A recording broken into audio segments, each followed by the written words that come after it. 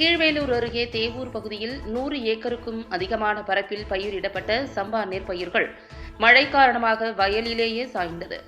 கதிர் முற்றாத நிலையில் சாய்ந்த நெற்பயிர்கள் பதராக மாறும் நிலை இருப்பதாக விவசாயிகள் வேதனை தெரிவித்துள்ளனர். நாகை மாவட்டத்திற்குட்பட்ட பல்வேறு பகுதிகளில் இந்த ஆண்டு ஒருபோக சாகுபடியாக சுமார் 1,50,000 ஏக்கர் பரப்பளவில் சம்பா சாகுபடி செய்யப்பட்டுள்ளது. குறிப்பாக கீழ்வேலூர், கீழையூர், தலைஞாயிறு ஒன்றியத்துக்குட்பட்ட பல்வேறு பகுதிகளில் பயிரிடப்பட்ட சம்பா பயிர்கள் 100 நாட்களை கடந்து கதிர் சூழ் கட்டும் பருவத்தில் உள்ளது. இந்நிலையில் நேற்று முன்தினம் இரவு முதல் நாகை மாவட்டத்தின் பல்வேறு பகுதிகளில் விட்டுவிட்டு பரவலாக லேசான தரைக்காற்றுடன் மழை பெய்து வருகிறது. இதன் காரணமாக நாகை மாவட்டத்தின் பல்வேறு இடங்களில் சுமார் 1000 ஏக்கர் அளவிலான பச்சை தன்மை மாறாத நெற்கதிர்கள் வயலிலேயே சாய்ந்துள்ளதால் விவசாயிகள் வேதனை அடைந்துள்ளனர். கீழ்வேலூர் ஒன்றியத்துக்குட்பட்ட தேவூர் ஊராட்சிக்குட்பட்ட வ.உ.சி. நகர், ஓடாச்சேரி, வடக்குவெளி, மேலவெளி, தெற்குவெளி, கீழவெளி உள்ளிட்ட பல்வேறு பகுதிகளில் சாகுபடி செய்யப்பட்டுள்ள சுமார் 100 ஏக்கர் அளவிலான சம்பா சாகுபடி விளை நிலங்களில் பெருமளவு பச்சை தன்மை மாறாத நெற்கதிர்கள் வயலிலேயே சாய்ந்துள்ளது.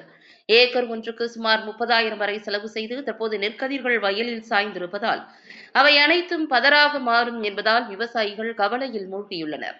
மாவட்ட நிர்வாகம் வேளாண்மை துறை மூலம் உரிய கணக்கெடுப்பு நடத்த வேண்டும் என விவசாயிகள் கோரிக்கை விடுத்துள்ளனர்.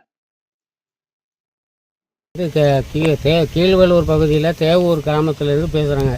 விவசாயம் அதாவது ஒருபோக சம்பா சாகுபடி அறுவடைக்கு தயாராகிறதுக்கு முன்னாடியே இந்த நேற்று முந்தாநாள் பெய்ஞ்ச மழையில் 2 நாள் மழையில் போது ஏகப்பட்ட சேதமாகி பயிர்கள் முற்றிலும் சாய்ந்த நிலையில் கிடக்கு.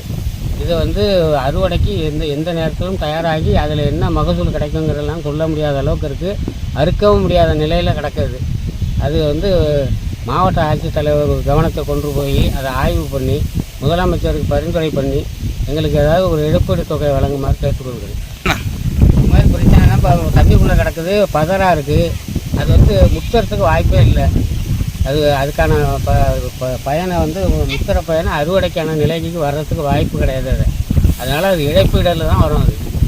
அதை எங்களுக்கு அரசு ஏதாவது ஒரு இழப்பீடு வழங்கினா நாங்கள் ஏதாவது இந்த விவசாயி கடன் வாங்கி நாங்கள் சாகுபடி செஞ்சுருக்கோம்.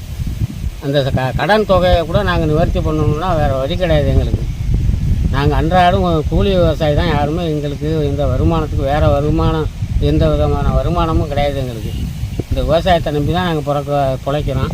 அதுவும் வருஷத்தில் 2 போகம் விளையும். இப்போ 1 போகம் விளையுது. அந்த 1 போகமும் வீணாக போயிடுது. எங்களுடைய வாழ்வாதாரம் எந்த நிலைக்கு போகும்னு எங்களால் சொல்ல முடியாது. அரசு தான் இதுக்கு ஏதாவது மாற்று பரிசீலனை பண்ணி எங்களுக்கு ஏதாச்சும் வழங்கணும்.